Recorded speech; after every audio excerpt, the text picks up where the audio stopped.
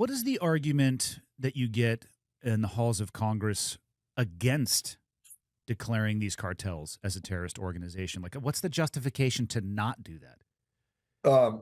It's a sovereign nation, and this should be handled at the criminal level.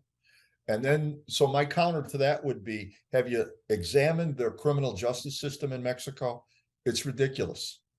Their system is archaic in the sense that the prosecutor is really the lead investigator. Hmm. So, where a DEA or FBI agent would prepare a case, then take it to a U.S. attorney to prosecute, it's backwards. So consequently, nothing gets done.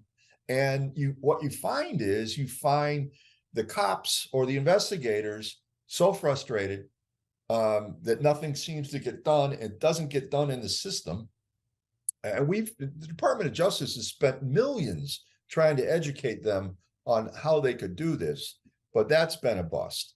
But it's pretty much they're along our border. We share billions of legitimate commerce, and we're going to say they're a terrorist organization. And my thing to that is, we did the same thing with Al Qaeda, with the FARC, with Hamas. They reside within an area that we have respect for and relations, but they're an entity that needs to be surgically taken out. Yeah.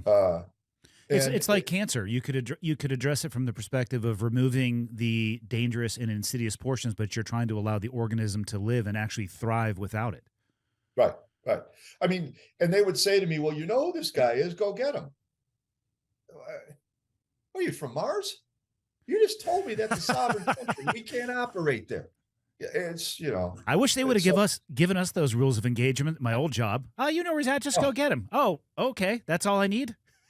and see that would have been so great. I would have said, "Look, I got a guy I know that can go get him. Yeah, no problem. You're sure Is I'm it not okay going to with get you? All right, but he'll prosecuted? go tonight, and we'll have the guy tomorrow." And I think if we did a couple of joint operations with the right segment of the military down there, with the idea, as soon as we capture them, we extradite them, it would send a shockwave through. But I think the publicity surrounding the designation would also hurt them.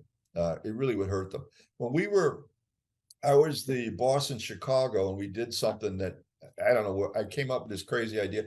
The Chicago Crime Commission has been around since the 1920s, and they were the ones that kept track of all the old Chicago outfit guys, Al Capone, and they named Al Capone public enemy number one, and that was a big thing then. So I came up with the idea that the Crime Commission should name Chapo Guzman public enemy number one. It hadn't been done since Al Capone, and they bid on it, and they did it.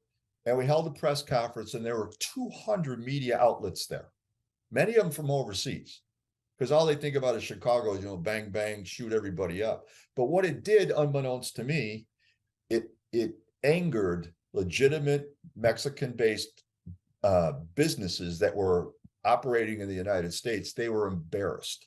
Mm. So consequently, they put heat on their government, many of them being big political donors, and that freed up the Mexican Marines to begin to work closer with DEA, and that led to Chapo. So it worked in that sense.